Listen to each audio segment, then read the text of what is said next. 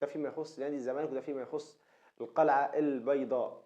طيب سريعا للنادي الاهلي، النادي الاهلي اللي بيستعد للقاء شباب بلوزداد يوم الاحد اللي جاي اللي هو بعد بكره باذن الله على استاد القاهره. اللقاء اللي هيكون في دوري ابطال افريقيا المجموعه الاولى، الجوله الثالثه للنادي الاهلي في دوري الابطال، اللي الجوله الاخيره اللي اتلعبت للنادي الاهلي كان تعادل مع اورلاندو بايرتس في قلب جنوب افريقيا.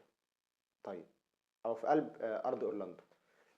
المشكله انا بالنسبه لي فين؟ المشكله انه لازم تدي كل حق او كل غلط مقداره. انا وانت بنقارن ما بين الاهلي وما بين انديه اوروبا، جميل جدا، ولكن وقت الاخفاق ما ينفعش تقارن الزعل والضيقه والحسره بتاعتي انا كانديه اوروبا زي النادي الاهلي وزي اللي حصل من بعد خساره الاهلي امام باتشوكا.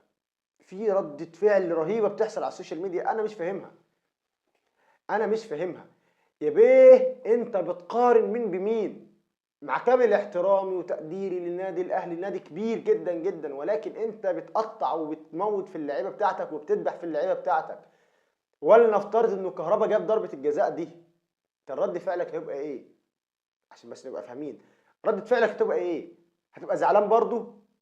هتبقى متضايق؟ طب هتقطع في اللعيبه دي؟ طب هتقول الاهلي عايز صفقات؟